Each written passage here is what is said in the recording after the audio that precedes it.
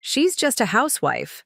My husband Dominic laughed during his company's annual holiday party, gesturing dismissively as I balanced a tray of champagne flutes for his colleagues. The entire executive team chuckled while I stood there in my carefully chosen black dress, suddenly feeling like the hired help. His boss Robert raised an eyebrow. Interesting perspective from someone whose wife owns the building we're standing in. The laughter died instantly. I set down the tray, smiled sweetly, and said, "Actually, I prefer landlord. Your lease expires next month, darling, and I'm thinking of renovating." Before we jump back in, tell us where you're tuning in from, and if this story touches you, make sure you're subscribed, because tomorrow I've saved something extra special for you. Dominic's face went white as his champagne glass slipped from his trembling fingers. The crystal hit the marble floor of the grand ballroom at the Meridian Hotel with a sound that seemed to echo through my entire soul. But it wasn't the breaking glass that shattered something inside me. It was the ripple of approving chuckles that followed Dominic's casual dismissal of everything I was. I stood frozen in the center of the gleaming ballroom, surrounded by the city's business elite, holding a silver tray that suddenly felt like it weighed 1,000 pounds. The champagne flutes caught the light from the massive chandelier above, creating tiny rainbows that danced across my navy blue dress. The one I'd spent 3 hours choosing, wanting to look perfect for Dominic's biggest night of the year. "She's just a housewife," he'd said. And those 4 words hung in the air like poison gas, seeping into every corner of the conversation. The way he'd waved his hand at me, as if I were invisible furniture that happened to be useful for carrying drinks. The casual laugh that suggested my presence was both expected and forgettable. Terry Blackwood, the company's head of operations and Dominic's closest colleague, had been in the middle of asking about my background when Dominic interrupted. "Don't mind her," he'd added with that charming smile that once made my heart skip. "She keeps busy with her little projects at home." Little projects. 7 years of marriage, and that's how he summarized my existence. I could feel the heat rising in my cheeks, not from embarrassment, but from a rage so pure it surprised me. Around us, the party continued. Soft jazz playing from the corner where a trio of musicians performed, the gentle clink of silverware against china as servers circulated with hors d'oeuvres, the low murmur of conversations about quarterly reports and market projections. But in our little circle, something had shifted. I saw it in the faces of the people who'd been listening. Terry's uncomfortable expression, Louise Martinez from accounting who was suddenly very interested in her phone, Christopher Hayes from legal who cleared his throat and looked away. Even Hannah Palmer, the newest executive hire who'd been so friendly earlier, now seemed unsure where to look. They were embarrassed for me. These successful professionals, these titans of industry, were witnessing my public diminishment and feeling secondhand shame on my behalf. As I stood there, still holding that damn tray, I had what therapists probably call a moment of clarity. It wasn't just tonight. It wasn't just this party. This was the culmination of 1,000 small humiliations that I'd somehow learned to accept as normal. The charity board meetings where Dominic introduced me as my wife Terry, she has so much free time for volunteering. The dinner parties where he'd interrupt my conversations to ask me to refresh someone's drink or check on the appetizers in the kitchen. The business events where I was seated at the spouse table, expected to smile and nod, while the real professionals discussed important matters at the main tables. When had I become this person? When had I stopped being Terry Richardson, the woman who'd built a commercial real estate portfolio worth $30 million, and become just Dominic's wife? I thought about this morning how carefully I'd planned everything for tonight. I'd arranged for our housekeeper Maria to work late so Dominic wouldn't have to worry about anything at home. I'd picked up his dry cleaning, made sure his lucky cufflinks were polished, even called ahead to confirm our babysitter for next weekend's client dinner. And what had he done to prepare for my attendance at his company's biggest social event of the year? Nothing. Because in his mind, I wasn't really attending, I was just accompanying him, like an expensive handbag or a nice watch, an accessory that enhanced his image as a successful family man. The tray trembled slightly in my hands as the full weight of my situation settled over me. I wasn't just being dismissed by my husband in front of his colleagues, I was being erased. My identity, my accomplishments, my very existence was being reduced to a supporting role in his professional theater. But as I stood there, surrounded by the soft lighting and elegant decor of the hotel ballroom, something else began to crystallize in my mind. A memory from this morning that suddenly seemed significant in a way I hadn't realized before. I'd received a call from my property manager, Kenneth Walsh, about the lease renewal for the building that housed Dominic's company, Richardson and Associates Financial Planning. The 20-story glass tower on Fifth Avenue that I'd purchased 5 years ago as part of my real estate investment strategy. The building that generated over $2 million in annual rental income. The building where my husband went to work, every day, in the corner office on the 19th floor, never knowing that his landlord was the woman he dismissed as just a housewife. Kenneth had mentioned that the lease was up for renewal in January, and several other financial firms had expressed interest in the space. Premium downtown location, recently renovated. Excellent foot traffic. We could easily increase the rent. By 30%, he'd said. Maybe more, given the market conditions. At the time, I'd told him to proceed with the standard renewal terms. After all, why would I want to make things difficult for my husband's company? We were a team, weren't we? Partners in everything? But standing here now, watching Dominic accept congratulations from his colleagues for landing the Morrison account, the deal I'd helped him strategize for 3 months, connecting him with contacts from my own business network, I realized how foolish I'd been. We weren't partners. We weren't even teammates. I was the unpaid help, the invisible support system that enabled his success while receiving none of the credit. The sound of laughter pulled me back to the present moment.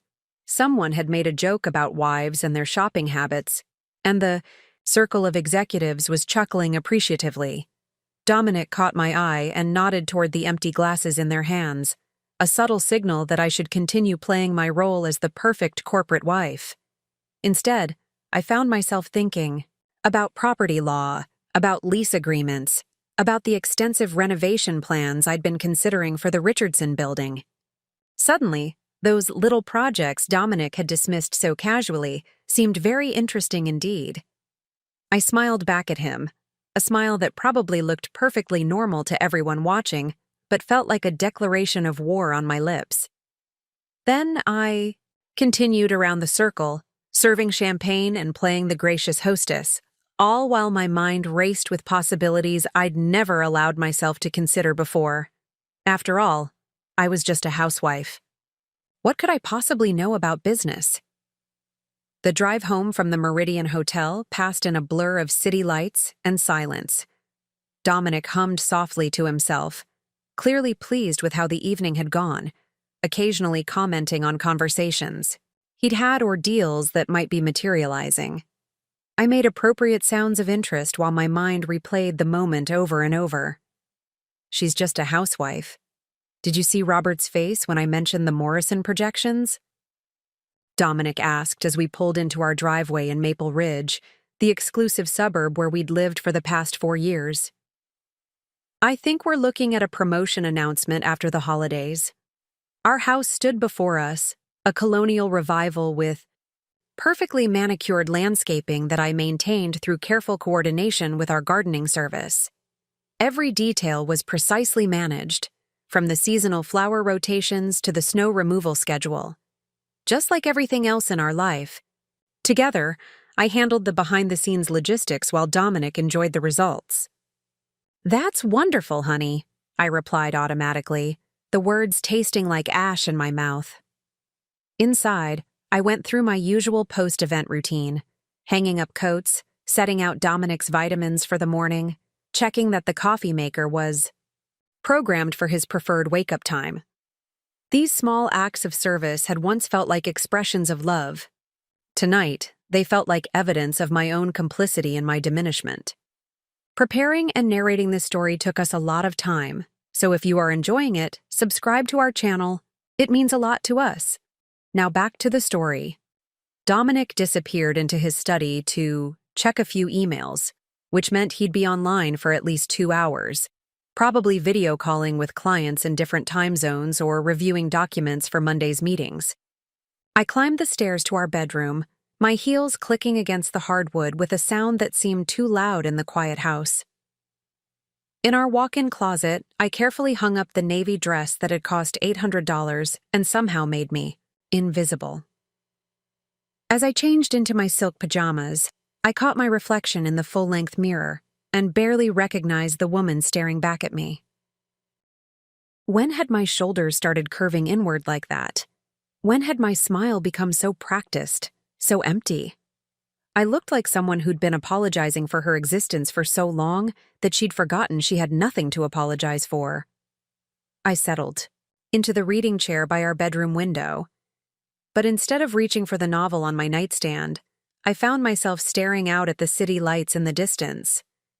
Somewhere out there was my building, the Richardson Tower, 20 stories of glass and steel that I owned completely and that generated more income in a year than most people made in a decade. The purchase had been strategic, part of my broader real estate investment plan that I'd been building since before I met Dominic. I'd started small, buying a duplex near the university when I was 25, then gradually expanding my portfolio: apartment buildings, office complexes, retail spaces. I'd studied the market, cultivated relationships with developers and city planners, learned to read financial statements and zoning regulations like other people read novels. By the time I met Dominic 7 years ago, I was already financially independent. Not wealthy by billionaire standards, but comfortable enough that I never had to worry about money again. My real estate holdings generated passive income that exceeded 6 figures annually, and my investment accounts grew steadily through careful management and reinvestment. But somehow, in the gradual process of building a life with Dominic, I'd allowed my achievements to become background noise. When people asked what I did, I'd started saying, I managed some property investments, in a way that made it sound like a hobby rather than a business empire. When had that happened? When had I started minimizing my own success to make room for his ego? I remembered our third date when I'd mentioned buying my first commercial property. His eyes had lit up with genuine interest and admiration. That's incredible, he'd said. You're building something real, something that lasts. Most people our age are just paying rent and hoping for the best. That man, the one who'd been excited by my ambition and impressed by my business acumen, seemed like a stranger now. Or maybe I was the stranger. Maybe I'd become someone I didn't recognize in my effort to be the perfect wife. My phone buzzed with a text from my sister Hannah, who lived in Portland with her husband and 2 kids. How was Dominic's big party? Did you wear the navy dress? I started to type back something cheerful and supportive, the kind of response I always gave. It was lovely. Dominic had a great time networking with clients. But I stopped before hitting send. Why was I protecting him? Why was I still playing the role of the devoted wife even in private conversations with my own sister? Instead, I deleted the message and typed, he introduced me as just a housewife to his entire executive team. I stood there serving drinks like hired help. The response came back immediately. What? Are you kidding me? Terry, you own half the commercial real estate in the downtown district. I stared at her message for a long moment. She was right. I did own a significant portion of downtown commercial real estate. I sat on the boards of 3 different investment groups. I'd been featured in Commercial Real Estate Weekly just 2 years ago as one of the rising stars under 40 in property development. Yet tonight, surrounded by financial professionals who would have been impressed by my portfolio, I'd been reduced to a serving tray and a patronizing pat on the head. Another text from Hannah. Seriously, Terry, when did you start letting him treat you like this? That was the question, wasn't it? When had I started accepting treatment that I would never tolerate from anyone else? When had I begun to shrink myself to fit into his vision of what a wife should be? Downstairs, I could hear Dominic's voice on a conference call discussing market, strategies, and client relations with the same confidence and authority he'd displayed all evening. He was in his element, commanding attention and respect from colleagues who valued his expertise. Meanwhile, I sat in our bedroom feeling like a stranger in my own life, wondering how I'd managed to become invisible even to myself. But as I scrolled through my phone, looking at emails from property managers and investment advisors, a different feeling began to emerge. These weren't the messages of someone whose opinions didn't matter. These were communications with someone whose decisions affected millions of dollars in assets and dozens of business relationships. Tomorrow was Saturday. Dominic would sleep late, go for his usual run, then spend the afternoon watching football, while I managed household tasks. But maybe this Saturday, I would spend some time reviewing my portfolio, reconnecting with the woman who'd built something impressive before she'd learned to make herself small. After all, I had some very interesting properties to consider. Starting with a certain 20-story building that housed a financial planning firm whose lease was coming up for renewal. Saturday morning brought the kind of crisp December air that made everything feel possible. I woke before Dominic, as I always did, and instead of starting my usual routine of preparing his breakfast and laying out his running clothes, I found myself pulled toward my home office, the small room at the back of the house that I'd claimed when we first moved in. As I sat at my desk with a cup of coffee, surrounded by the framed certificates and awards that no one except the housekeeper ever saw, memories began flooding back. Not the painful recent ones, but older memories from before I'd learned to make myself invisible. I pulled out my phone and scrolled through my photos until I found what I was looking for. Pictures from the Commercial Real Estate Investors Conference in Chicago 3 years ago. There I was, standing at a podium addressing 200 industry professionals about urban development strategies. My hair was shorter then, my posture confident, my smile genuine rather than practiced. That was the same conference where I'd met Dominic. Actually, that wasn't quite right. We'd met earlier at a networking mixer 6 months before the conference. But Chicago was where everything changed between us, where what started as casual dating became something deeper. I remembered that first meeting so clearly now. It was at the Riverside Country Club's summer mixer, an event I'd attended reluctantly because my business partner Louise had insisted I needed to get out more and stop living like a hermit with real estate contracts. I'd been standing near the terrace checking emails on my phone when this man approached with 2 glasses of wine.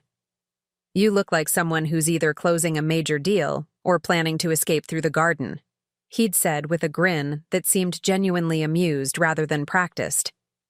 "Is it that obvious?" I'd replied, accepting the wine, though I was actually reviewing tenant applications for a new building I just acquired. His eyes had widened with interest. "Really? Which property?" Most men at these events, when they learned about my work, either changed the subject or started giving me unsolicited advice about real estate markets. Dominic was different. He asked detailed questions about the acquisition process, about market analysis, about my long-term investment strategy. He listened to my answers like they mattered. "Terry Richardson." I'd introduced myself finally, extending my hand. "Dominic Walsh," he'd replied. "And I have to say, you're probably the most interesting person I've met all evening." We'd talked for 2 hours. About business, yes, but also about travel, books, our families. He told me about his work in financial planning, his dreams of expanding, his practice, his frustration with colleagues who seemed more interested in commission structures than actually helping clients. I found myself sharing stories about difficult tenants, successful renovations, the satisfaction of transforming neglected properties into thriving business spaces. When he asked for my number, it felt natural, easy. The next 6 months were a whirlwind of dinners, weekend trips, long conversations about our respective businesses. Dominic was genuinely impressed by what I'd built. He'd asked to see properties I was considering, would review financial projections with me, celebrated when deals closed successfully. "You have an eye for potential that most people miss," he'd told me after I'd shown him through a rundown office building I was planning to renovate. "You see what places could become, not just what they are." But it was in Chicago, at that real estate conference, where I realized I was falling in love with him. I'd been nervous about my presentation. It was my first time as a keynote speaker at such a major event. The topic was adaptive reuse in urban development, and I'd spent weeks preparing, researching case studies, developing a presentation that would showcase some innovative projects I'd completed. Dominic had surprised me by flying out to attend. "I wouldn't miss seeing you in action," he'd said when he appeared in the hotel lobby the night before my speech. The presentation went better than I'd hoped. The audience was engaged, asking thoughtful questions. Several people approached afterward to discuss potential collaborations. I felt confident, accomplished, in my element. But what I remembered most clearly was catching sight of Dominic in the audience. He wasn't just politely listening like someone attending out of obligation. He was leaning forward, taking notes, nodding at key points.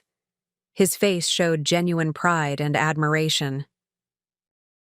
After my talk, he'd been the first to reach me. "Terry, that was incredible," he'd said, pulling me into a hug that felt like coming home.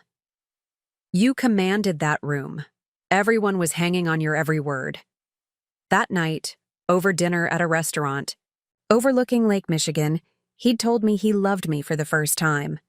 "I love your mind," he'd said, reaching across the table to take my hand. "I love how passionate you get when you talk about your work. I love that you're building something meaningful."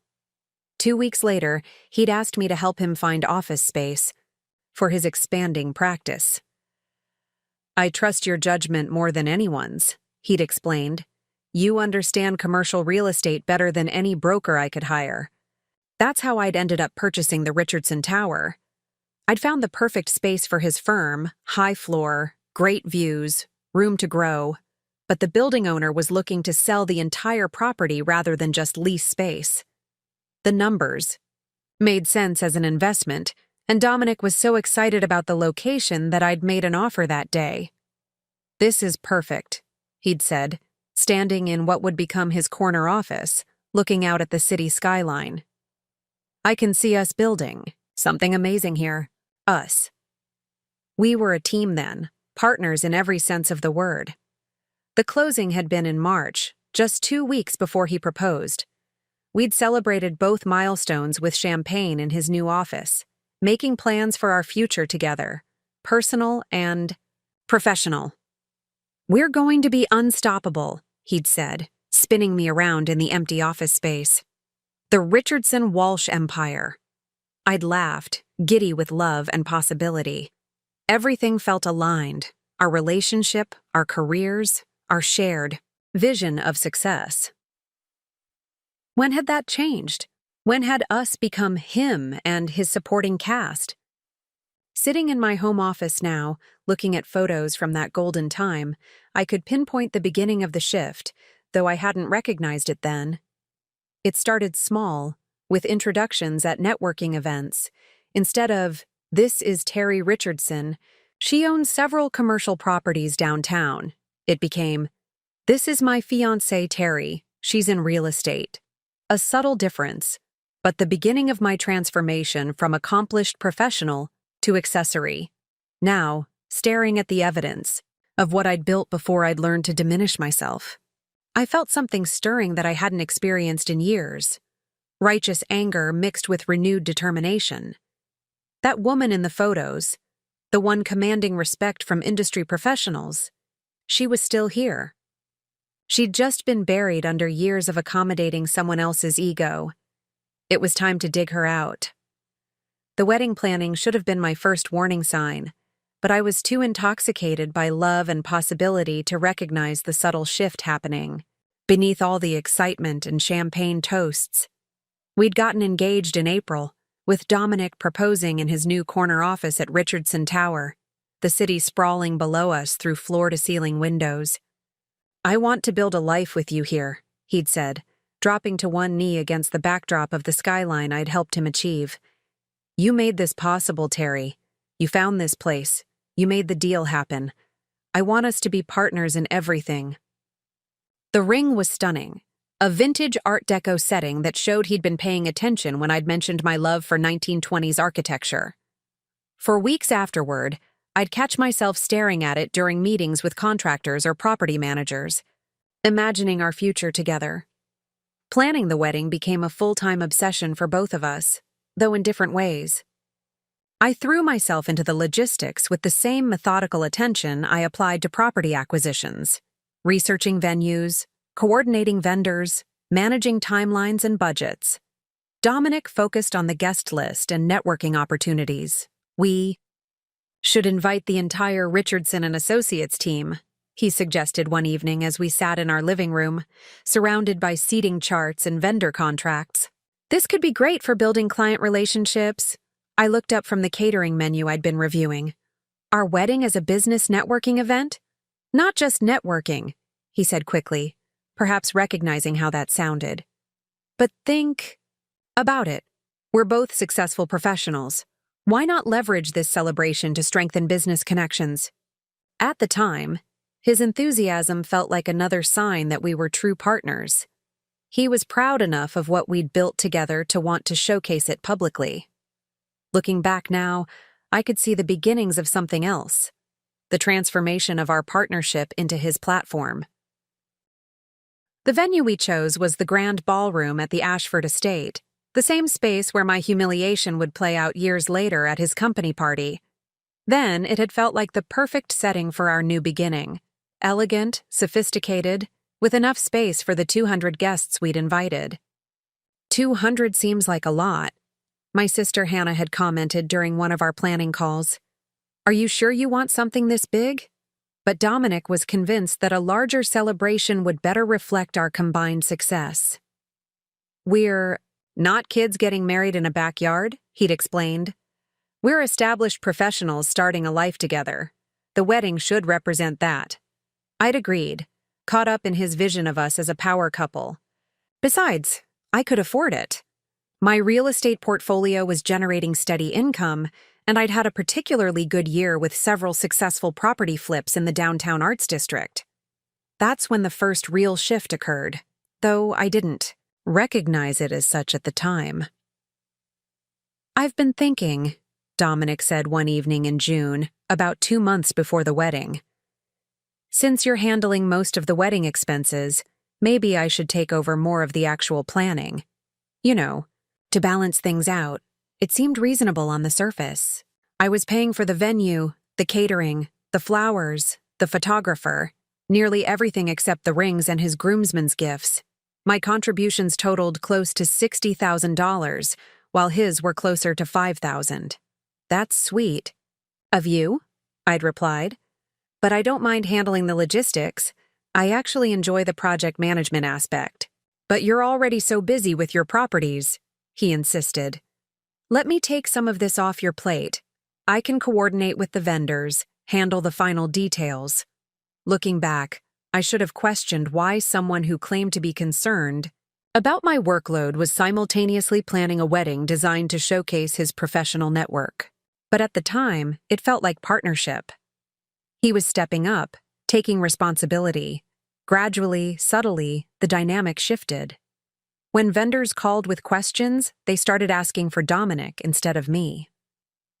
When we met with the wedding planner, she directed most of her comments to him, despite the fact that I was the one signing the checks. "Mr. Walsh has such a clear vision for the event," she gushed during one of our final meetings. "It's wonderful when the groom is so involved in the planning process." I noticed that Dominic didn't correct her assumption that the vision was primarily his.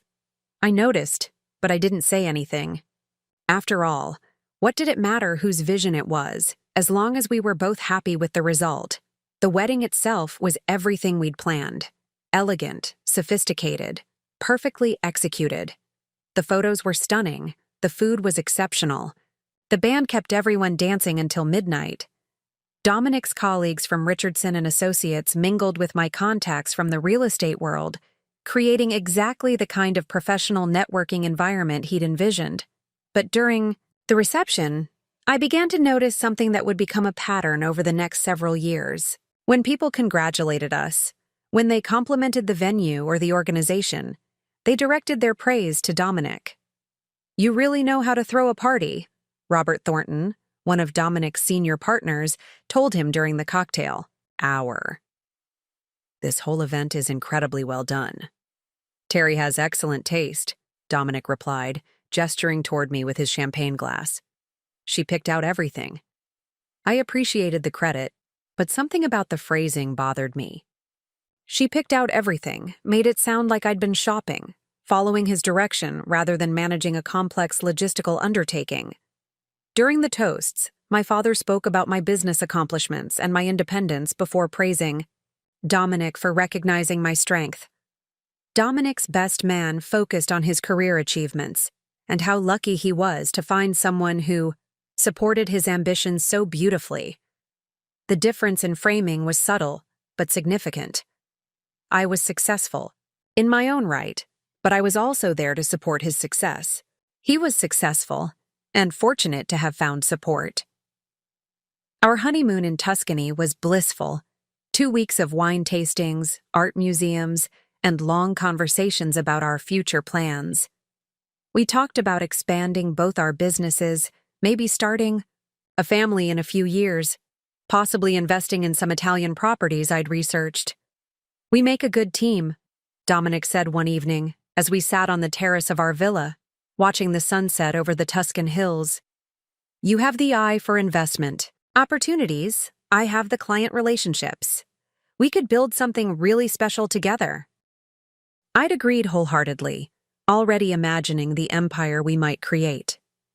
What I didn't realize was that our definitions of together were beginning to diverge in ways that would take years to fully reveal themselves. By the time we returned from Italy, the first of those changes was already in motion. The business cards Dominic had ordered for his expanding practice listed him as principal of Richardson and Associates, with no mention of the fact that his wife owned the building where that expanding practice was housed. "It's cleaner this way," he explained when I noticed. "Less complicated for clients who don't need to know about our personal financial arrangements." At the time, it seemed like a reasonable business decision. Now, I could see it for what it was: the beginning of my systematic erasure from the narrative of our shared success. The first year of marriage felt like an extended honeymoon. We settled into routines that seemed to blend our professional and personal lives seamlessly. I managed my growing portfolio of properties while supporting Dominic's expanding financial planning practice. He brought home stories of new clients and successful investments while I shared updates about renovations and acquisitions. But looking back now, I could see that even then, the language was shifting in subtle ways that I didn't recognize as warning signs. It started with the Christmas party that first December. Richardson and Associates was hosting their annual client appreciation event, and Dominic was excited about introducing me to some of his biggest accounts. "You'll love the Hendersons," he told me as we drove to the venue. "They just inherited a significant estate, and they're looking for property investment opportunities. This could be perfect for you." I'd dressed carefully, a burgundy wrap dress that was professional but festive, paired with the pearl necklace Dominic had given me for our 6-month anniversary. I felt confident, ready to network and potentially gain new clients for my own business. But when Dominic introduced me to James and Patricia Henderson, something felt off. "This is my wife, Terry," he said, his hand on my lower back. "She dabbles in real estate." Dabbles. The word hit me like cold water, but I smiled and extended my hand to the Hendersons. "I specialize in commercial property development and investment," I clarified. "I'd love to discuss some opportunities that might interest you." Patricia Henderson's eyes lit up. "Oh, how wonderful! Are you a broker?" Before I could answer, Dominic jumped in. She owns a few properties around town. Nothing too complicated, but she has good instincts for this kind of thing. I felt my smile tighten, but I didn't want to contradict him publicly. Later, in the car, I brought it up. Dominic, when you introduced me to the Hendersons, you made it sound like real estate is just a hobby for me. He looked genuinely surprised. Did I? I didn't mean it that way. I was just trying to keep it casual, not overwhelm them with business talk at a party. His explanation seemed reasonable, and I let it go. But over the next few months, similar incidents accumulated like small cuts. At the grocery store, when we ran into one of his clients, Dominic introduced me as, "My wife Terry, she keeps me organized." When my property manager Kenneth called during dinner, Dominic would joke to whoever was present about Terry's little real estate empire. When I received the Commercial Real Estate Weekly Award for Rising Star Under 40, Dominic posted about it on social media with the caption, "So proud of my wife for this recognition of her property hobby." Each incident was small enough to explain, away. He was being modest on my behalf. He didn't want me to feel pressured to talk business in social settings. He was proud, but didn't want to sound like he was bragging. The pattern became clearer during our first major disagreement about money. I'd been approached by a developer about a joint venture, converting an old warehouse in the Arts District into luxury lofts. The project would require a significant investment on my part, around $1.2 million, but the projected returns were excellent and the timeline was aggressive. "I think we should pass," Dominic said when I brought it up over dinner. "It's a lot of money to risk on something speculative." I set down my fork, confused. "We? This would be my investment, from my accounts. The risk assessment looks solid, and I've worked with this developer before. Terry, we're married now. What affects one of us affects both of us. If this investment goes south, it impacts our entire financial picture. But the same logic should apply to your business decisions," I pointed out. "When you expanded your Surrey practice and hired 2 new advisors last month, you didn't consult me about the financial implications." Dominic's expression shifted, becoming patient in a way that felt condescending. "That's different. That's operational expansion based on existing client demand. This warehouse thing is pure speculation." "It's not speculation when you understand the market dynamics and have done proper due diligence," I replied, feeling my frustration rise. "This is what I do, Dominic. This is my expertise. I know you're good at this stuff," he said, reaching across to pat my hand. "But maybe we should run the numbers by Robert before making any major moves. Get a professional perspective." Robert Thornton, his senior partner, who specialized in retirement planning and had never invested in commercial real estate. I stared at Dominic, trying to understand how we'd gotten to a place where my decade of successful property investment was somehow less valid than Robert's opinion about a sector he'd never worked in. "I am the professional perspective," I said quietly. "Of course you are, honey. I just think it's smart to get multiple viewpoints before committing that much capital." I ended up moving forward with the warehouse conversion without Dominic's blessing, using only my own accounts and decision-making process. The project was completed 8 months later and sold for a 40% profit. When I showed him the final numbers, Dominic congratulated me enthusiastically. "See, I knew you had good instincts," he said, as if his skepticism had been supportive rather than dismissive. But the damage was done. I'd learned that my expertise would always be subject to review by others, while his business decisions were simply accepted as sound. I was good at this stuff, but not quite good enough to be trusted completely. It would be another year before I recognized this as a pattern rather than isolated incidents. But the foundation was being laid for everything that would come later. The revelation came during Thanksgiving dinner in our 3rd year of marriage, when Dominic's parents visited from Phoenix for the long weekend.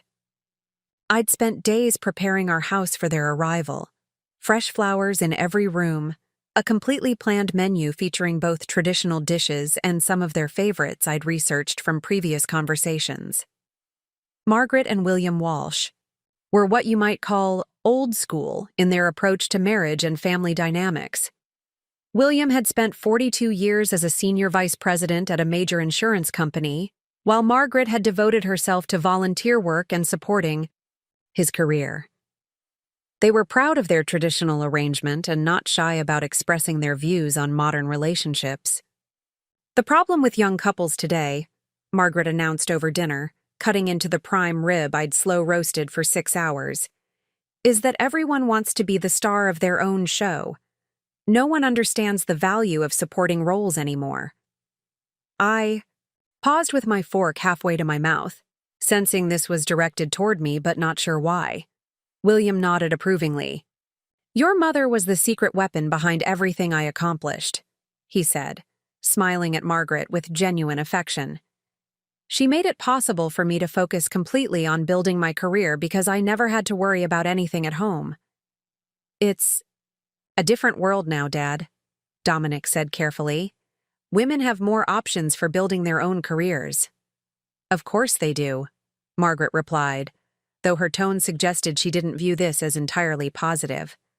"But successful marriages still require someone to be the foundation while the other person reaches for the stars. Two people can't both be reaching at the same time without the whole structure collapsing."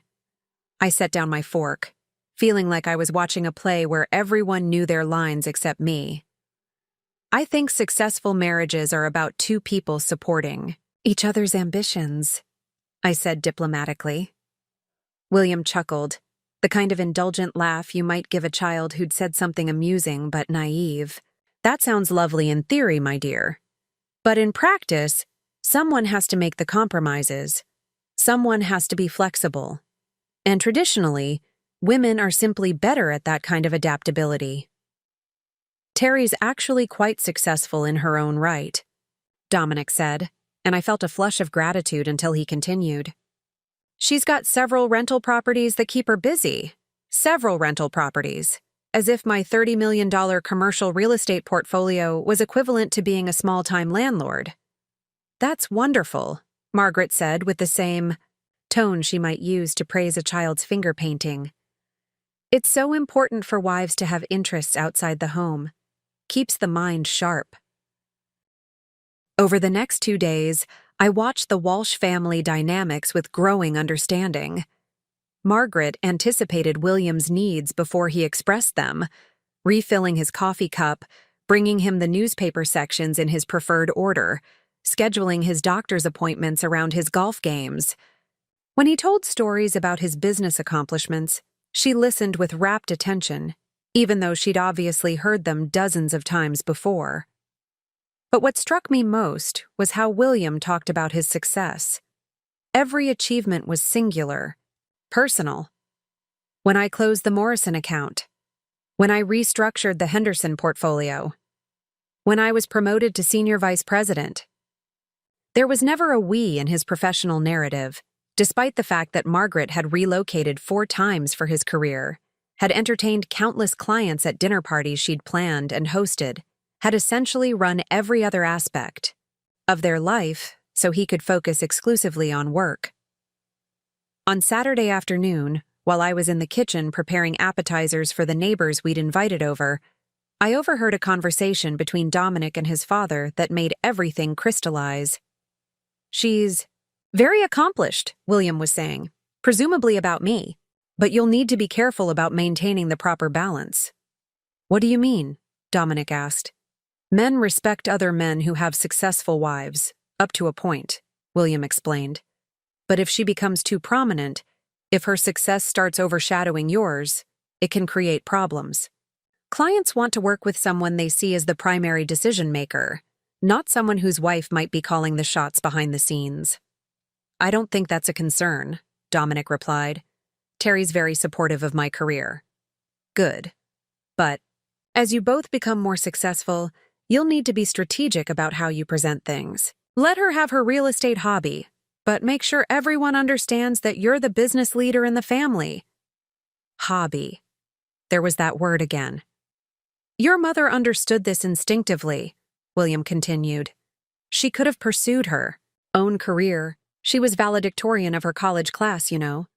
But she recognized that my success would benefit our entire family more than trying to split our focus between two competing ambitions. I stood frozen at the kitchen counter, a cheese knife in my hand, understanding finally flooding through me. This wasn't about Dominic suddenly developing sexist attitudes. This was about him unconsciously absorbing a family template for marriage that had been modeled for him his entire life. In the Walsh family, marriages worked when the wife made herself smaller so the husband could appear larger. Success was measured by the man's achievements, with the woman's contributions remaining strategically invisible. Margaret hadn't been suppressed. She'd been strategic, channeling her considerable intelligence into making her husband successful, rather than competing with him. That evening, after his parents had gone to bed, I tried to address what I'd overheard. "Dominic, I heard your father talking about my career as a hobby. Is that how you see it?" He looked uncomfortable, clearly not wanting to get into this conversation. "You know that's not true. Dad's just from a different generation. He doesn't really understand what you do." But you didn't correct him. There was no point in getting into an argument. You know how proud I am of your success. But as I lay awake that night, listening to Dominic's steady breathing beside me, I realized the problem wasn't whether he was proud of my success. The problem was that he'd learned to view marriage as a zero-sum game, where two people couldn't both be equally visible without threatening the stability of the relationship, and in that model, someone had to agree to be the supporting player. Someone had to be willing to be the foundation while the other person reached for the stars. Somehow, without ever explicitly agreeing to it, I'd been cast in the Margaret Walsh role. The question was, when had I agreed to audition for that part? The changes after that Thanksgiving weekend weren't dramatic. They were surgical. Precise cuts that slowly bled me of professional identity, while maintaining the appearance of a supportive marriage. It started with the networking events. For years, Dominic and I had attended industry functions together as equals, him representing the financial planning sector, me representing commercial real estate development. We'd work the room as a team, introducing each other to valuable contacts, cross-referencing potential business opportunities. But sometime in the spring of our 4th year of marriage, the dynamic shifted. Instead of, "This is my wife Terry, she's the developer behind the Riverside Commons project," the introductions became, "This is my wife Terry, she keeps me grounded." When I tried to steer conversations toward real estate opportunities, Dominic would smoothly redirect. "Terry's got great instincts for property, but tonight's really about connecting with potential financial planning clients," he'd say with a smile that looked supportive but felt like a muzzle. I found myself standing beside him at cocktail parties, smiling and nodding while he discussed market strategies and investment principles with potential clients who might have been interested in diversifying into commercial real estate, if they'd known what I actually did for a living. The shift was so gradual that I didn't recognize it as deliberate at first. When I brought it up, Dominic had reasonable explanations. "We don't want to overwhelm people with competing business pitches," he'd say. "It's better to focus these events on one primary objective." But we've always cross-referenced our businesses at these things. Remember the Patterson account? They came to you for financial planning because they met me first about the downtown office building. That was different. That was organic. This feels more strategic. Strategic for whom? The question hung in the air between us, but I didn't voice it. Not yet. The professional diminishment extended to our social media presence. Dominic had always been active on LinkedIn, posting about market trends and client successes. For the first few years of our marriage, his posts occasionally featured our joint achievements. Grateful to my wife Terry for connecting me with this fantastic client. Or, another successful real estate closing thanks to the Richardson expertise. But, gradually those references disappeared. His professional narrative became entirely singular. When he posted about landing major new accounts, there was no mention of the fact that I'd introduced him to those clients at real estate industry events. When he celebrated his growing practice, there was no acknowledgement that he was operating rent-free in a building I owned. Even more telling was what happened to my own professional visibility. The real estate investment group I'd helped found asked me to step back from the board to avoid any potential conflicts of interest after one of the members mentioned that their financial advisor was my husband. The Commercial Property Developers Association, where I'd served on the education committee for 3 years, somehow forgot to renew my committee appointment. "These things happen," Dominic said when I mentioned feeling increasingly isolated from my professional community. "Maybe it's a good time to focus more on the properties you already own, rather than taking on new projects. Focus on what I already owned. Manage what existed, rather than build what was possible." The suggestion felt like being told to maintain a garden instead of exploring new landscapes. The most insidious change was how Dominic began handling our shared social interactions. At dinner parties, when conversation turned to business topics, he'd place his hand on my knee under the table, a signal I learned meant I should let him take the lead. When friends asked about my work, he'd answer for me before I could speak. "Terry's taking a step back from the big development projects," he'd say. "We're focusing on quality time together rather than both of us being workaholics." I'd smile and nod, playing along with this narrative I'd never agreed to, wondering when we had made these decisions about my career trajectory. The culmination came during a dinner party at Christopher and Bethany Hayes' house. Christopher was a corporate attorney who'd helped me with several property acquisitions, and his wife Bethany ran a successful marketing consultancy. It was exactly the kind of gathering where I'd traditionally felt at home. Successful professionals discussing their work with mutual respect and interest. But when Louise Martinez, who was also there with her husband, asked about my latest projects, Dominic jumped in before I could answer. "Terry's been scaling back recently," he said with the kind of indulgent smile you might give when discussing a child's outgrown interests. "She's realized that managing the properties she already has is really a full-time job." Christopher looked puzzled. "But didn't you just close on that mixed-use development near the university?" I had, 3 weeks earlier. A $2.8 million acquisition that would anchor a new retail district I'd been planning for 2 years.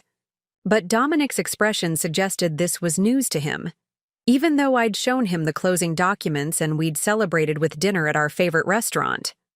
"That's more of a passive investment," Dominic said smoothly. "Terry's not really involved in the day-to-day development side anymore." I sat there, fork halfway to my mouth, watching my husband rewrite my professional life in real time. The mixed-use development wasn't passive anything. I'd been working with architects and city planners for months, negotiating zoning requirements, coordinating with contractors. I was scheduled to break ground in 6 weeks, but in Dominic's version of our life, I was settling into comfortable property management rather than pursuing ambitious new projects. I was choosing family balance over professional growth. I was stepping back, scaling down, focusing inward. The most disturbing part wasn't just that he was misrepresenting my choices. It was that he seemed to genuinely believe his version was true. As if my actual activities were less real than his narrative about what a good wife should be doing at this stage of our marriage. That night, driving home in silence, I realized I'd become complicit in my own erasure. Every time I'd smiled and nodded instead of correcting him. Every time I'd let his version of events go unchallenged to avoid conflict. Every time I'd prioritized keeping the peace over maintaining my professional identity. I'd been so busy being a supportive wife that I'd forgotten to insist on being a visible person. The invitation arrived on cream-colored cardstock with gold-embossed lettering.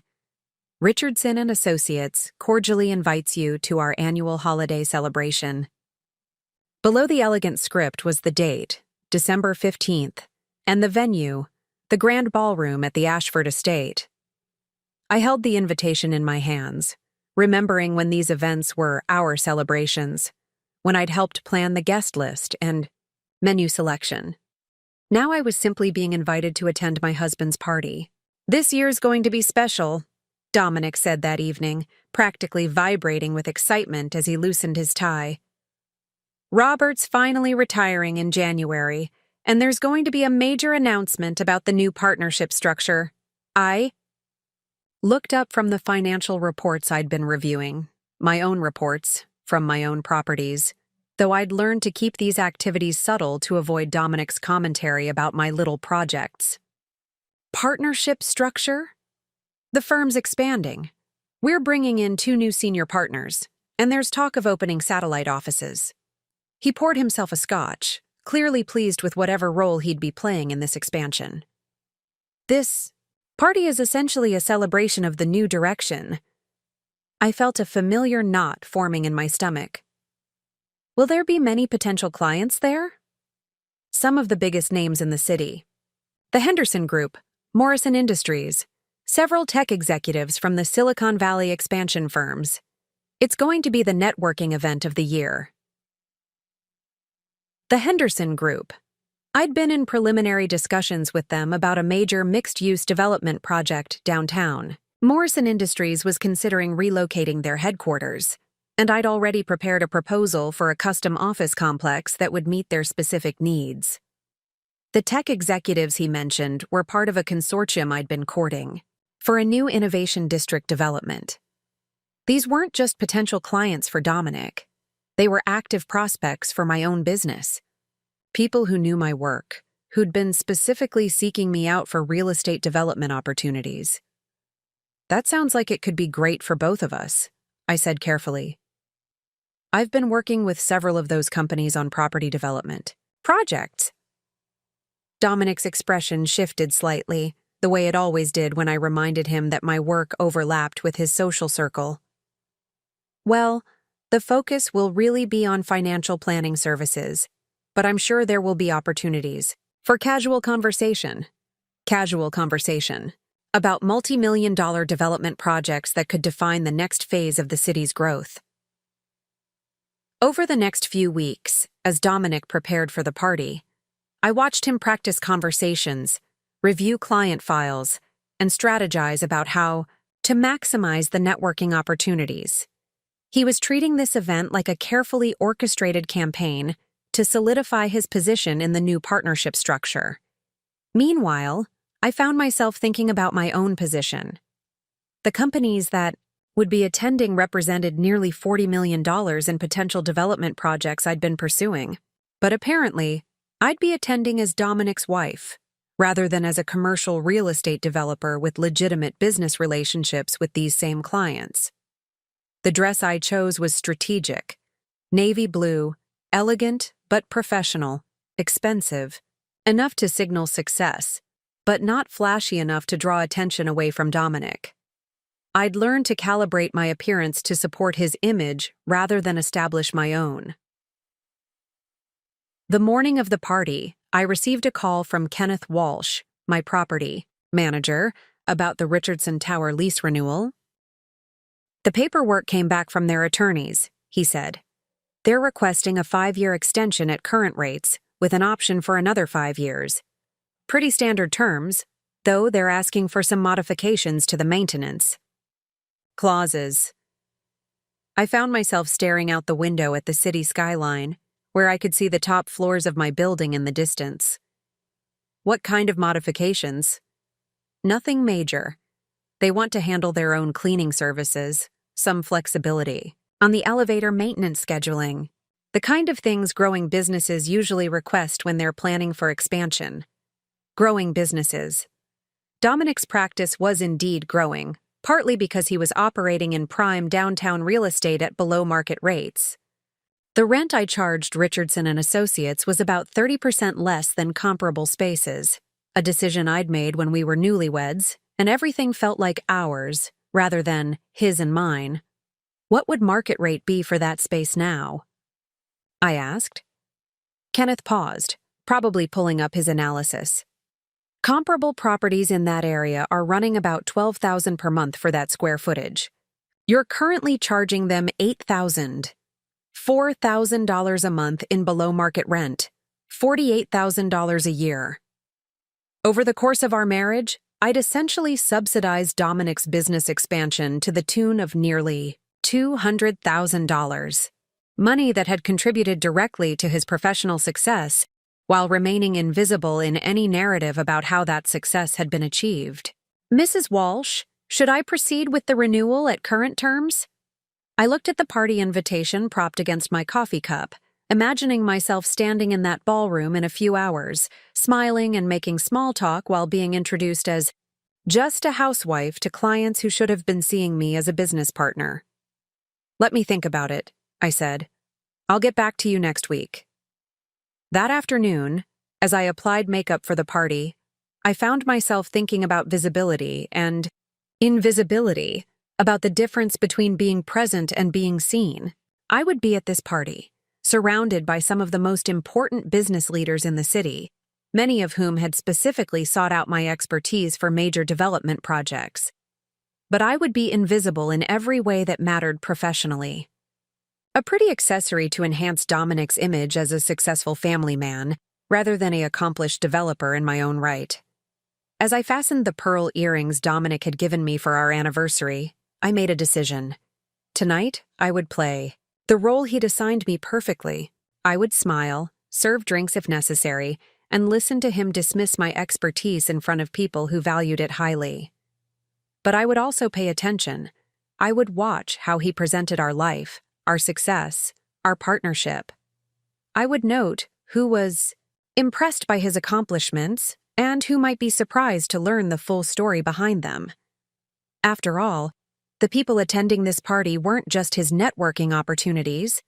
They were mine too, whether he recognized it or not. And some of them might be very interested to learn who actually owned the building where Richardson and Associates conducted all that impressive business expansion.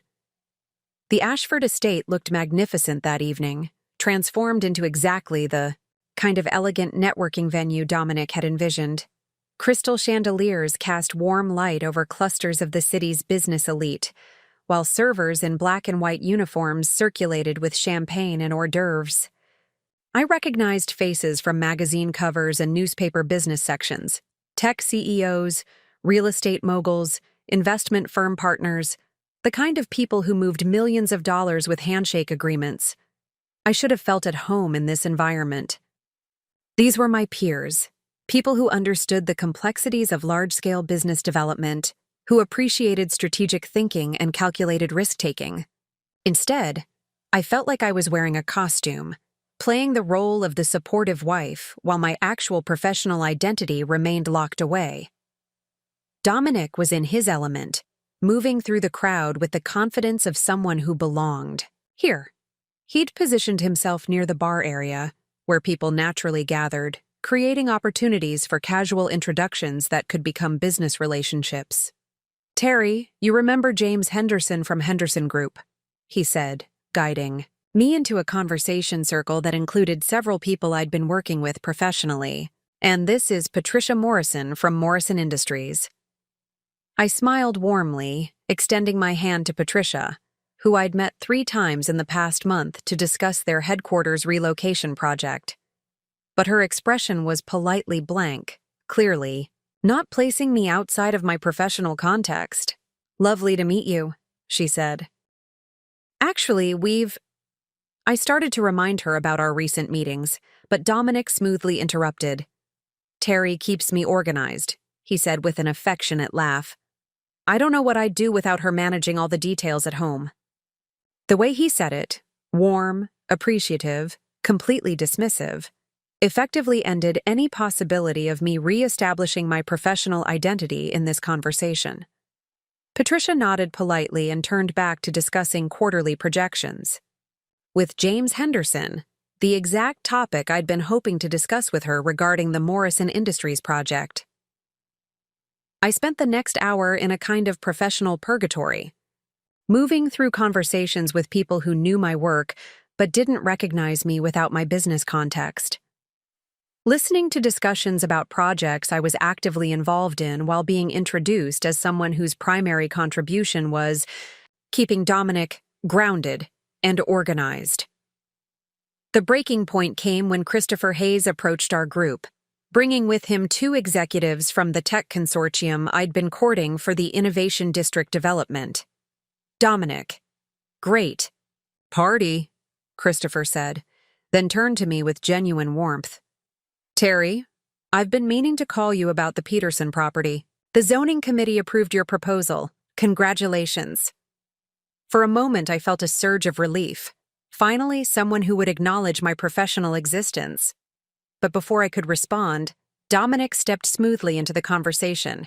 Terry dabbles in some property management, he said, that familiar dismissive phrase delivered with a smile. Nothing too complicated, but she has good instincts. Christopher looked confused. Property management? Terry, didn't you just close on that?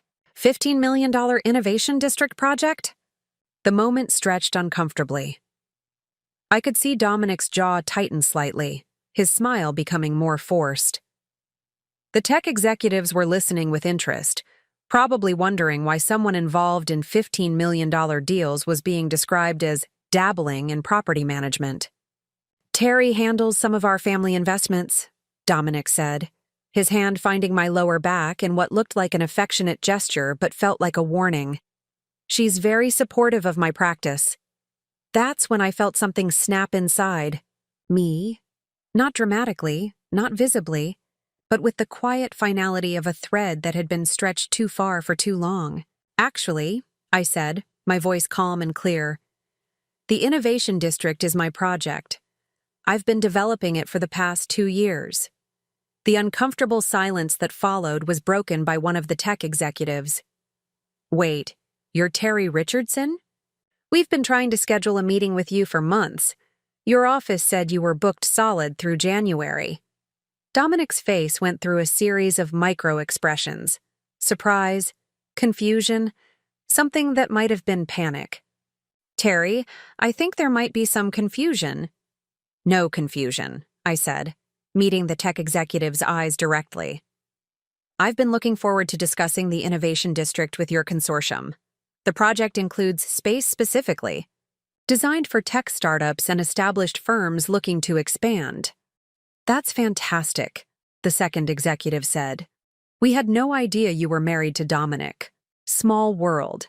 And that's when Dominic made his fatal mistake. Instead of gracefully acknowledging the connection, instead of allowing me to have this professional conversation, he doubled down on his narrative. She's just a housewife, he said with that dismissive laugh I'd heard so many times before. She has some little real estate projects, but let's be honest, she keeps busy playing at business while I handle the real work. The words hung in the air like a challenge. Around us, the conversation had stopped.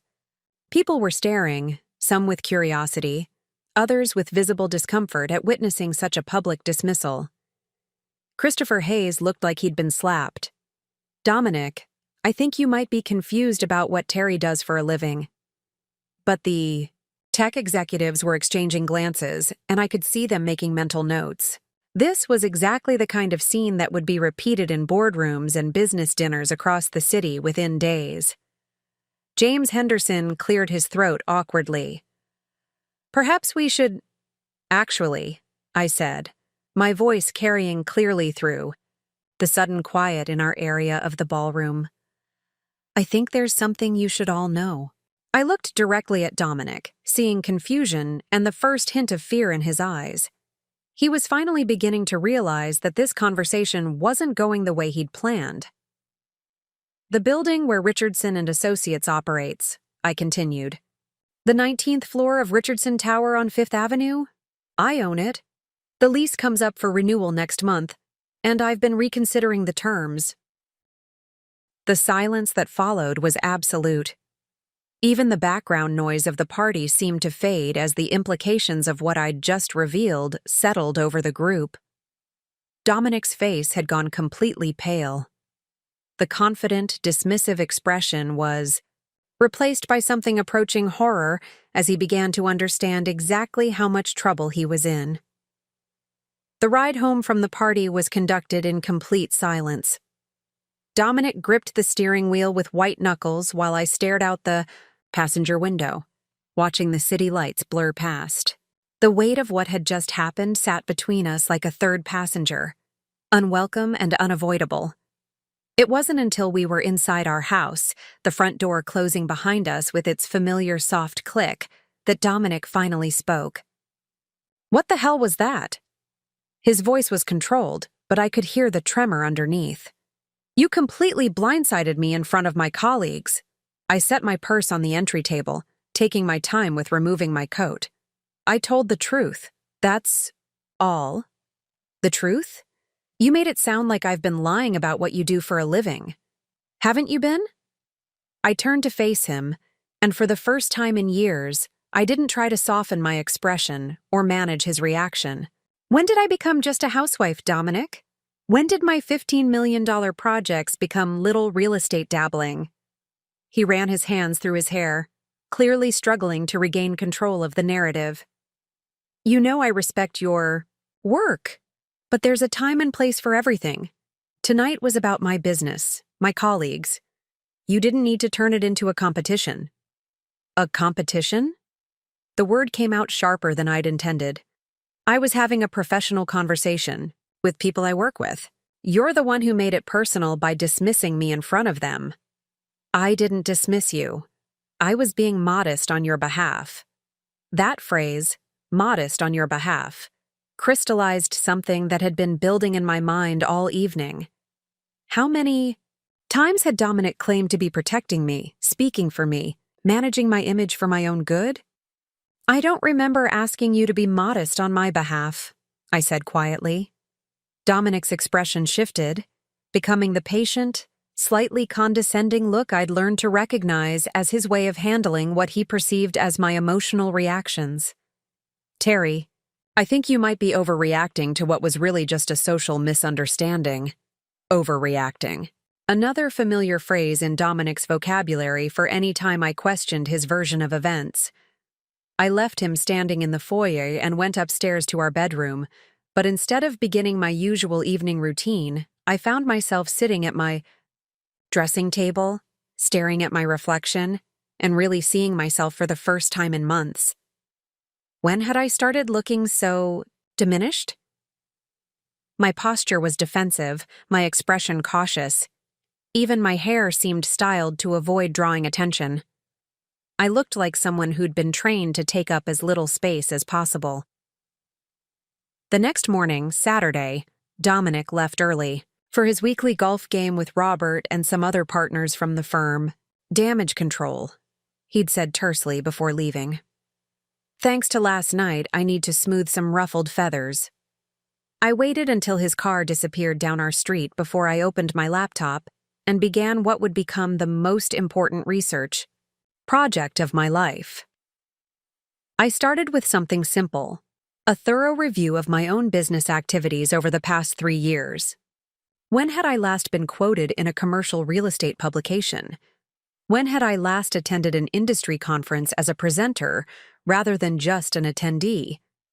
When had I last been approached directly by major clients instead of having opportunities filtered through Dominic's professional network? The pattern that emerged was both subtle and devastating.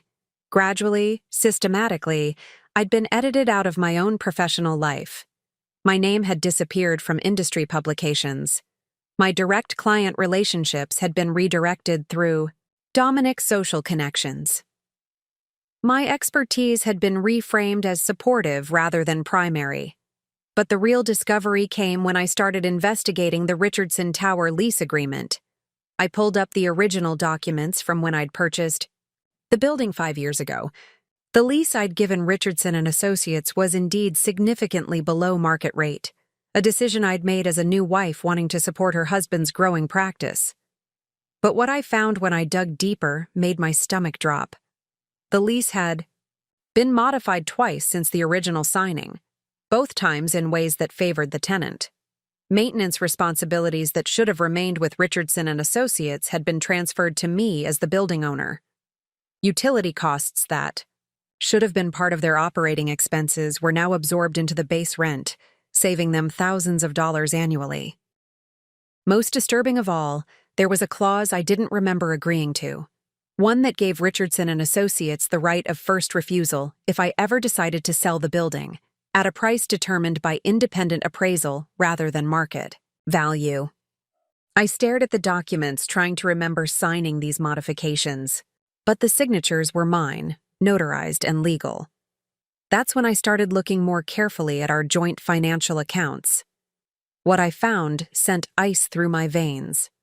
Over the past 2 years, Dominic had been making what he labeled as property management payments from our joint account to Richardson and Associates, $800 a month, supposedly for handling building maintenance coordination. Except I'd never authorized these payments.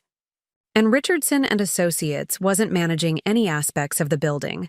That was handled by Kenneth Walsh, my actual property management company. I pulled up the bank statements for the past year, tracing every transaction. Business dinners. Charged to our personal account, but labeled as client entertainment for Terry's properties. Conference fees for events Dominic had attended, but claimed were for real estate industry research. Even a subscription to a commercial property database that I'd never used but was being paid for from my business account. The financial picture that emerged showed something I'd never imagined. Dominic hadn't just been diminishing my professional identity socially. He'd been systematically redirecting my business resources to support his own career advancement. By the time I heard his car in the driveway that afternoon, I had assembled a portfolio of evidence that painted a picture of financial manipulation spanning nearly 3 years. Every questionable transaction documented, every modified agreement reviewed, every redirected resource cataloged. I closed the laptop and went downstairs to greet my husband, but for the first time in our marriage, I was seeing him clearly. Not as the man I'd fallen in love with, not as the partner I'd thought we were building a life with, but as someone who'd been systematically stealing both my identity and my resources while convincing me it was for my own good. "How was golf?" I asked when he came through the door. "Fine," he replied, but his expression was tense. "We need to talk about last night, about how we're going to handle this going forward." I smiled, the same pleasant smile I'd been giving him for years. "Of course, I think there's quite a lot we need to discuss." Sunday morning brought revelations that made Saturday's discoveries look like minor accounting errors. While Dominic slept late, recovering from what he'd called a difficult conversation with the partners, I continued my deep dive into our financial arrangements. What I found in his email account, password still Richardson 2019, pathetically predictable, shattered any remaining illusions about the man I'd married. The correspondence with Robert Thornton painted a picture of systematic deception that took my breath away. Thread after thread of emails discussing managing Terry's involvement in business opportunities that rightfully belonged to me. The Morrison Industries deal would be perfect for Terry's development company, Robert had written 6 months ago, but they specifically requested a financial planning component. Maybe we position this as a Richardson and Associates project with Terry providing real estate consulting? Dominic's response made my hands shake. "I think it's better if we handle Morrison directly. Terry gets too emotionally invested in these big projects, and clients respond better to a single point of contact. I can coordinate any real estate components she might contribute. Too emotionally invested in $15 million development projects that I'd been pursuing for over a year." The email trail revealed a pattern spanning 2 years. Opportunities that came to me first, then quietly redirected to Dominic's firm with my involvement either minimized or eliminated entirely. The Henderson Group headquarters project, the university expansion consulting contract, even the Innovation District development that I'd thought was purely my achievement. In every case, Dominic had positioned himself as the primary contact while relegating me to a supporting role when I was included at all. But the most damaging discovery came in an email thread from just 3 weeks ago discussing the Richardson Tower lease renewal. "Terry mentioned the lease is up soon," Dominic had written to Robert.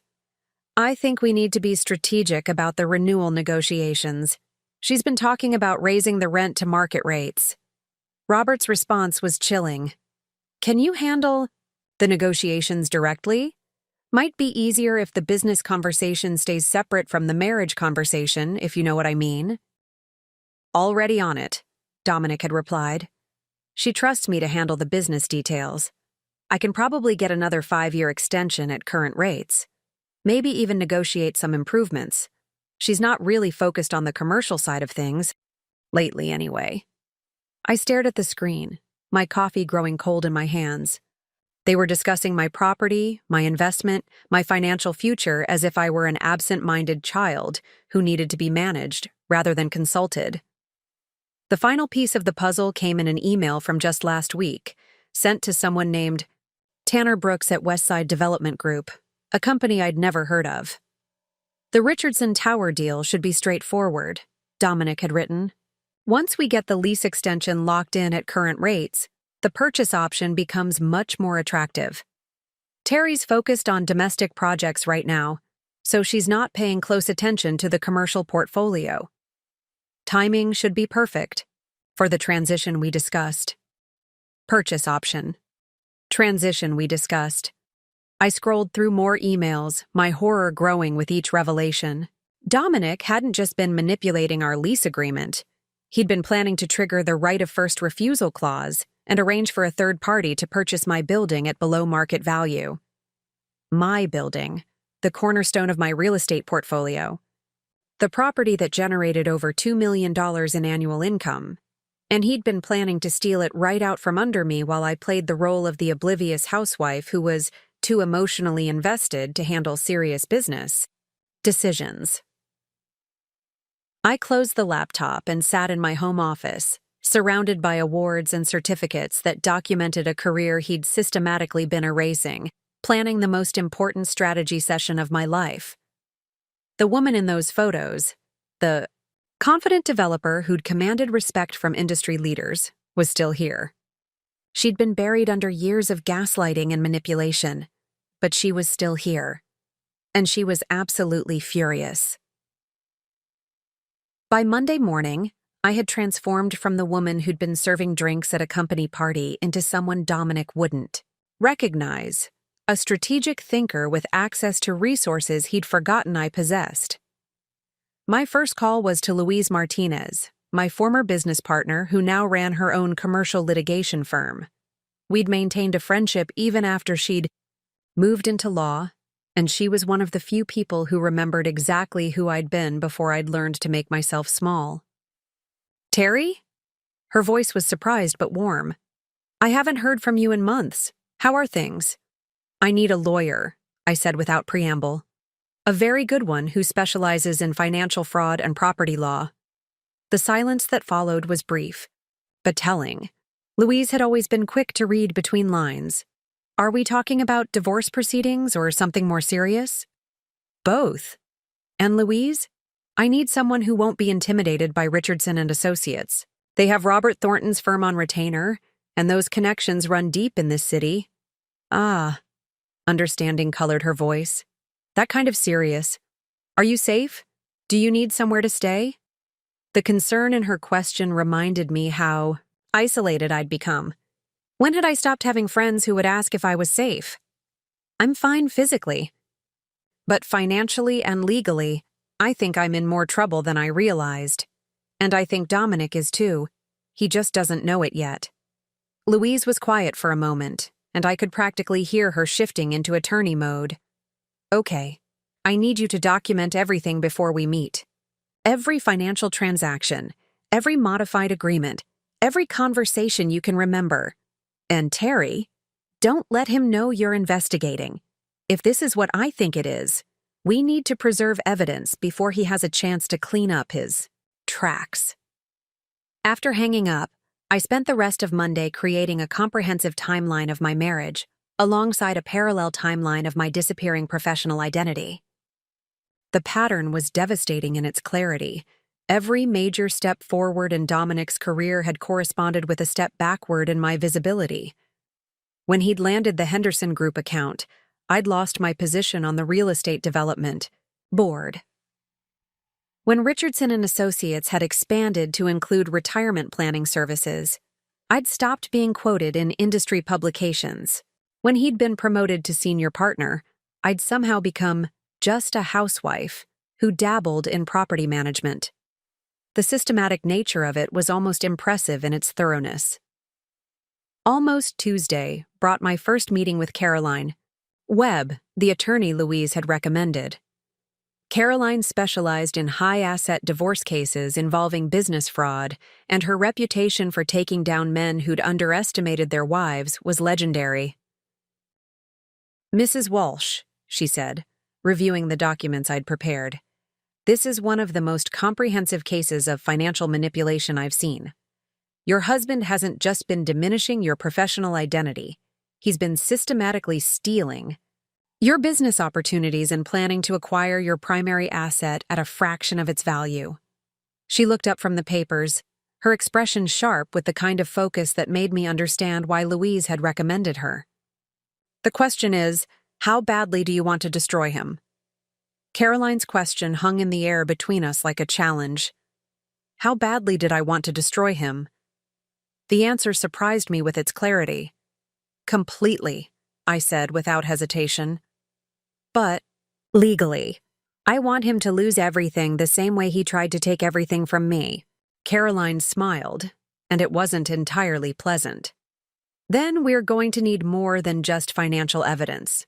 We need people who can testify to the pattern of professional sabotage, people who witnessed the systematic erasure of your career." That's how I found myself, 2 days later, sitting in a coffee shop downtown with Bethany Hayes, Christopher's wife who ran the marketing consultancy. I'd called her under the pretense of discussing a potential collaboration, but my real agenda was very different. "Terry, I have to ask," Bethany said after we'd ordered. "What happened at the Richardson party last week? Christopher came home talking about how uncomfortable that whole scene was." I'd been planning to ease into this conversation, but Bethany's directness gave me an opening I hadn't expected. "What did Christopher tell you?" "That your husband seemed to have no idea what you actually do for a living. That he was dismissing multi-million-dollar projects as hobbies while you stood there looking like you wanted to disappear." She leaned forward, lowering her voice. "Terry, we've known you for 4 years. You're one of the most accomplished developers in the city. What's been going on?" For the first time in years, I told someone the complete truth about the gradual erosion of my professional identity, about the financial manipulation I'd discovered, about the systematic way Dominic had been redirecting my business opportunities to his own benefit. Bethany listened with growing horror, occasionally asking clarifying questions that revealed her sharp business mind. "The Morrison Industries project," she said finally. "You were the primary contact on that, weren't you? I remember Patricia mentioning you specifically when she was talking about the headquarters relocation. I've been working with them for over a year, but somehow Dominic convinced them to work with Richardson and Associates instead, with me providing consulting support." "Jesus." Bethany shook her head. "Terry, this isn't just marriage problems. This is professional fraud." That afternoon, Bethany connected me with Hannah Porter, a journalist at Commercial Real Estate Weekly who'd been following the city's development boom. Hannah had actually tried to interview me 6 months ago for a feature on emerging female developers, but the interview had been mysteriously canceled. "Your husband's office called and said you were taking a sabbatical from major projects," Hannah explained when we met. "They suggested I focus on other developers instead." Another piece of the puzzle. Dominic hadn't just been diminishing my role in existing projects. He'd been actively blocking new opportunities for professional visibility. But the most valuable ally came from an unexpected source: Kenneth Walsh, my property manager who'd been quietly documenting irregularities in the Richardson Tower account for months. "I've been wanting to discuss this with you," he said when I called him in for a meeting. "The lease modifications, the payment redirections, the maintenance cost transfers. None of it made sense from a property management perspective. But every time I tried to bring it up, your husband said you'd authorized everything." Kenneth pulled out a thick folder. "I kept copies of everything, just in case. Something felt wrong about the whole arrangement. Inside that folder was documentation of every unauthorized change to the lease, every questionable financial transfer, every decision that had been made in my name without my knowledge. "Kenneth," I said, looking through the evidence he'd preserved, "how would you feel about testifying to all of this?" His smile was grim but determined. "Mrs. Richardson, I've been waiting for someone to ask me that question for 2 years. By the end of the week, I had assembled a coalition of witnesses who could document every aspect of Dominic's systematic campaign to erase me from my own professional life. Business associates who'd been told I was stepping back. Clients who'd been redirected to Richardson and Associates. Industry colleagues who'd been informed I was focusing on domestic projects. Each conversation revealed another layer of the deception, another instance where Dominic had spoken for me, decided for me, erased me from opportunities that rightfully belonged to me. I wasn't just gathering evidence anymore. I was rebuilding a professional network that had been systematically dismantled, reconnecting with a community that had been told I no longer existed. The woman who'd been dismissed as just a housewife was assembling an army. 3 weeks after, the party that had changed everything, I sat in Caroline's office reviewing the final strategy that would dismantle Dominic's life as methodically as he'd dismantled mine. "The timing has to be perfect," Caroline explained, spreading documents across her conference table. "We serve the divorce papers and file the fraud complaint simultaneously. By the time he understands what's happening, all his assets will be frozen and his business relationships will be under legal scrutiny." The plan was elegant in its simplicity. The evidence we'd gathered painted a clear picture of financial fraud, professional sabotage, and systematic theft of business opportunities.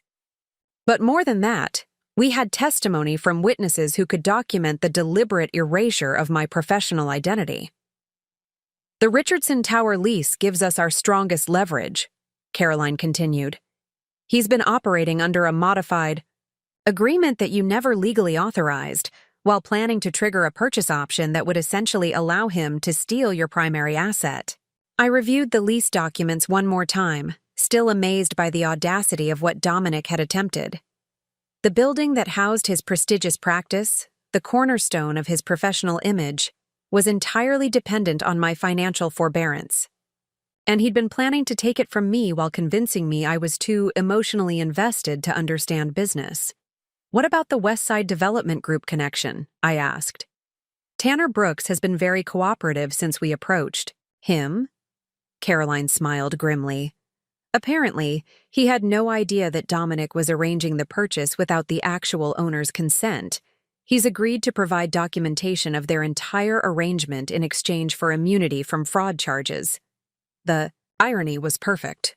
Dominic's conspiracy to steal my building had required him to involve outside parties who could testify against him once they understood they'd been participating in fraud. My phone buzzed with a text from Kenneth Walsh. "Lease expiration notice ready for delivery. Just say when." Tomorrow was January 15th. Richardson and Associates' lease officially expired at midnight. For weeks, Dominic had been confidently telling his partners that the renewal was handled, that his wife was fine with the current arrangement. He had no idea that instead of a renewal, he'd be receiving an eviction notice along with a bill for back rent calculated at market rates for the past 3 years. Nearly $200,000 in rent adjustments, plus penalties for unauthorized lease modifications. "There's one more thing," Caroline said, pulling out a final folder. "We've arranged for the fraud investigation to include Richardson and Associates client accounts. If Dominic has been redirecting business opportunities that rightfully belonged to you, the State Ethics Board will want to review how he acquired those clients." I thought about Robert Thornton, about the partners who'd probably been complicit in diminishing my role while benefiting from my redirected business. They'd all assumed that the quiet wife serving drinks was someone they could safely ignore. "When do we move?" I asked. "Monday morning. Divorce papers served at his office. fraud complaint filed simultaneously, lease termination delivered by courier, and ethics investigation launched. Caroline's smile was sharp with anticipation. By noon, his entire professional world will be collapsing. That evening, I went through my closet and selected what I'd wear on Monday. Not the subdued colors I'd learned to favor, not the styles designed to avoid drawing attention. Instead, I chose a sharp red suit that commanded respect. The one I'd bought for the commercial real estate conference 3 years ago, but had never worn because Dominic thought it was too aggressive. Perfect. Sunday night, I sat in my home office surrounded by the awards and certificates that documented who I'd been before I'd learned to make myself invisible. Tomorrow, I would reclaim that identity completely. Dominic was downstairs watching television, probably planning how he'd handle the lease renewal meeting he thought was scheduled for later in the week. He'd mentioned that Robert wanted to discuss expanding Richardson and Associates once the building situation was stabilized. Almost felt sorry for him, almost. But then I remembered the emails about managing my involvement, about my being too emotionally invested, about the plans to steal my building while I was focused on domestic projects. The woman who'd been serving drinks at that party 3 weeks ago was gone. In her place was someone Dominic had forgotten existed, a successful businesswoman with resources, connections, and a very clear understanding of exactly how much he'd stolen from her. Tomorrow, he'd remember who I really was. Monday. Morning arrived with the kind of crisp January clarity that made everything feel sharp and purposeful. I woke before my alarm, showered deliberately, and put on the red suit with the care of someone donning armor for battle. Dominic was already downstairs, humming while he prepared his coffee, a man without a care in the world, confident that his carefully constructed life would continue exactly as he'd planned.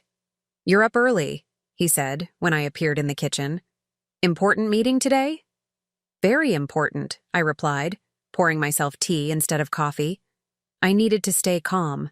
Focused. "You?" "Just the usual Monday morning catch-up with the team. Robert wants to discuss the expansion plans now that we've got the building situation settled." He straightened his tie with satisfaction. "Should be a good day." I watched him gather his briefcase and keys. This man who'd systematically stolen my professional identity while convincing me it was for my own good. In 3 hours, his world would begin collapsing, and he had absolutely no idea.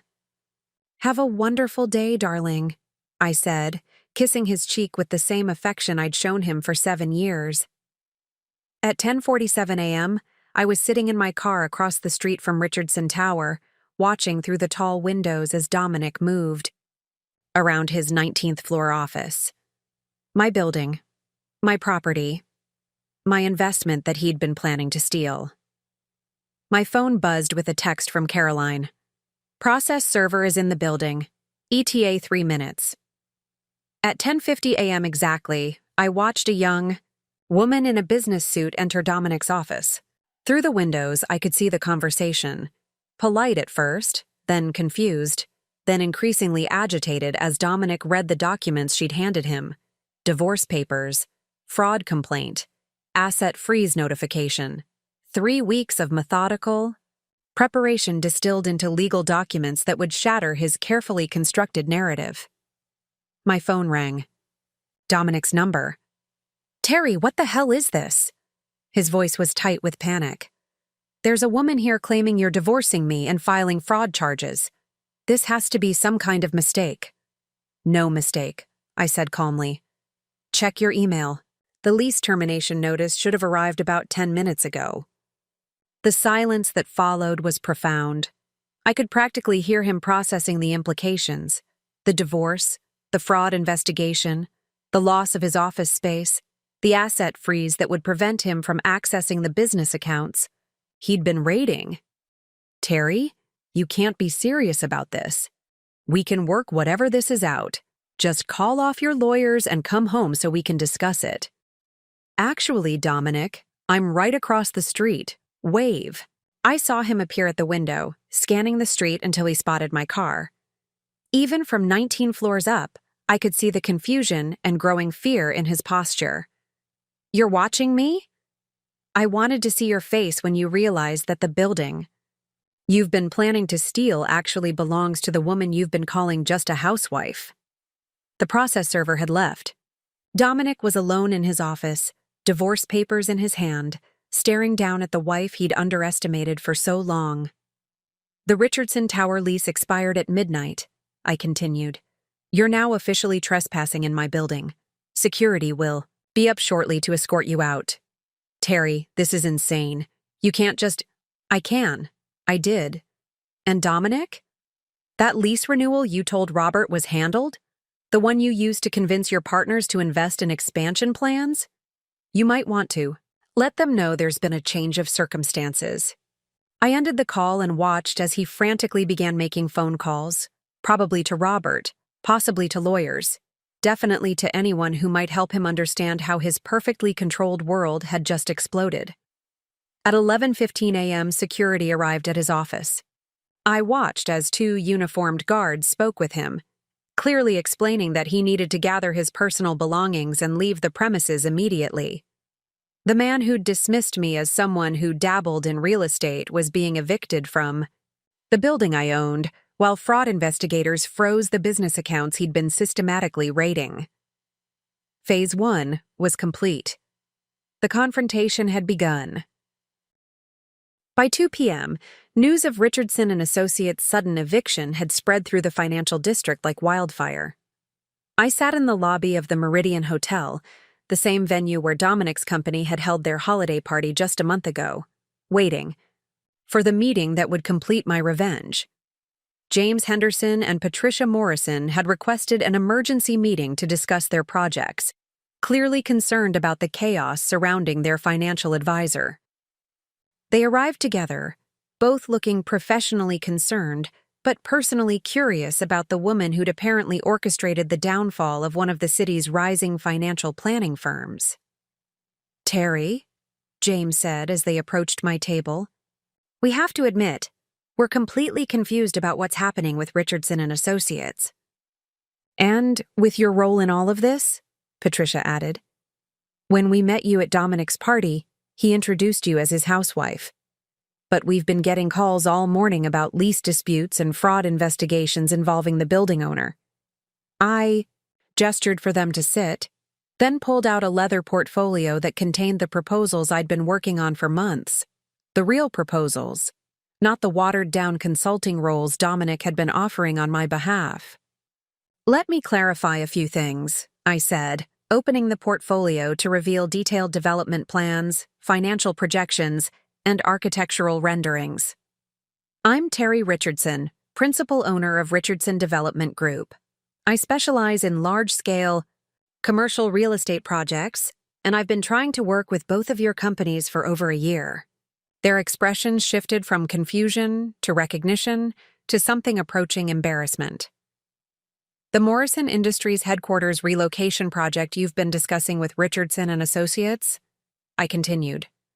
"Those were my development plans, my site recommendations, my financial structures. Dominic was essentially acting as an unauthorized middleman." Patricia's face went pale. "The $15 million Innovation District project we heard about? Mine. Along with the Henderson Group mixed-use development, the university expansion consulting contract, and approximately $40 million worth of other projects that were redirected to Richardson and Associates without my consent." James E. leaned back in his chair, clearly processing the implications. "So, when Dominic was presenting our headquarters options, he was using your work." "My work, my contacts with city planners, my relationships with construction firms, my analysis of zoning regulations." I turned to a page showing the original development timeline. "This is what you would have received if you'd been working directly with me instead of through someone who was systematically stealing my business opportunities." The silence that followed was heavy with implications. These weren't just clients anymore. They were witnesses to professional fraud on a massive scale. There's something else you should know, I said, pulling out a final document. Richardson Tower, where Richardson and Associates was operating. I own it. The entire building. Dominic's impressive corner office with the city views. He was essentially working rent-free in space I was subsidizing. Patricia looked stunned. He never mentioned that the building owner was his wife. He was planning to purchase it through a third party at below market value, using modified lease, agreements I never authorized. I showed them the email evidence Caroline had compiled. The same week he called me just a housewife at his party, he was finalizing plans to steal my primary asset. James shook his head slowly. This isn't just marriage problems. This is comprehensive business fraud. Which is why Richardson and Associates is now under investigation by the State Ethics Board, why their business accounts are frozen, and why Dominic is currently sitting in a coffee shop trying to figure out how to rebuild a career that was built on stolen opportunities. I closed the portfolio and looked at both of them directly. The question now is whether you'd like to work with the actual developer who's been designing your projects, or if you'd prefer to wait and see if Dominic can reconstruct his business, without access to my work, my building, or my subsidized operating costs. The answer, as I'd expected, wasn't difficult for them to reach. When can we start? Patricia asked. 6 months later, I stood in my new corner office on the 22nd floor of the downtown high-rise I'd purchased after selling Richardson Tower. The irony wasn't lost on me. I was now 3 floors higher than Dominic had ever been, with a view that encompassed the entire city, including the building where he'd once operated his fraudulent empire. Richardson Development Group had exploded back to life the moment I'd reclaimed my professional identity. The Henderson Group project broke ground in March. Morrison Industries signed their headquarters relocation contract in April. The innovation. District development that Dominic had tried to claim credit for was now the crown jewel of my expanding portfolio, with a waiting list of tech companies eager to secure space. My assistant buzzed the intercom. Ms. Richardson? Dominic Walsh is here. He says he has an appointment. I checked my calendar, though I already knew what this was about. Send him in. The man who entered my office looked like a shadow of the confident financial planner who'd dismissed me as just a housewife 6 months ago. His suit was cheaper, his posture defeated, his eyes carrying the hollow look of someone who'd lost everything and was finally beginning to understand why. Terry, he said, remaining standing even when I gestured toward the chair across from my desk. Thank you for seeing me. What can I do for you, Dominic? He shifted uncomfortably, clearly struggling with having to ask his former wife for anything. I'm trying to rebuild. Start over. I've got a small practice now. Just basic financial planning. Nothing like Richardson and Associates was. I'm aware. I'd been keeping tabs on his diminished circumstances through industry contacts. He was operating out of a strip mall office, handling individual retirement accounts and basic investment planning for middle-class clients. A far cry from the multi-million-dollar deals he'd been stealing from me. I need a reference, he said finally. For a business loan application? The bank wants to verify my previous experience, and since most of my major clients from Richardson and Associates ended up working with you, I leaned back in my chair, studying this man who'd spent years systematically erasing my professional identity while building his career on stolen opportunities. You want me to provide a reference for your business loan. I know how it sounds. But Terry, I've lost everything. The house is gone, my reputation is destroyed. Most of my former colleagues won't even return my calls. I'm just trying to build something legitimate this time. Something legitimate, I repeated, as opposed to a business built on redirecting. Your wife's clients, operating rent-free in your wife's building, and planning to steal your wife's primary asset? He winced. I know I can't undo what I did, but I'm asking, not as your ex-husband, but as someone who's learned from his mistakes, for a chance to start over.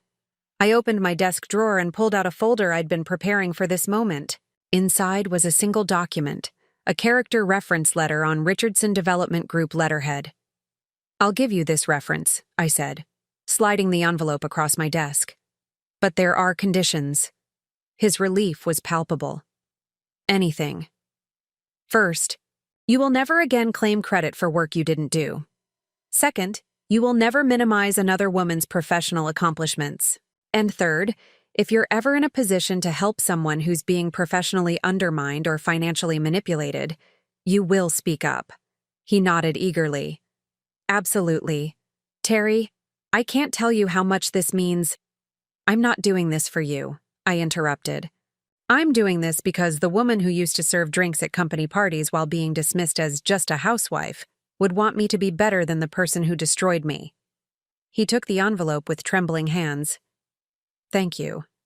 After he left, I returned to my window, looking out at the city skyline that now included several buildings I owned and multiple development projects bearing my signature. My calendar was full of meetings with CEOs and city planners. My phone rang constantly with opportunities from. Up next, you've got 2 more standout stories right on your screen. If this one hit the mark, you won't want to pass these up. Just click and check them out. And don't forget to subscribe and turn on the notification bell so you don't miss any upload from us.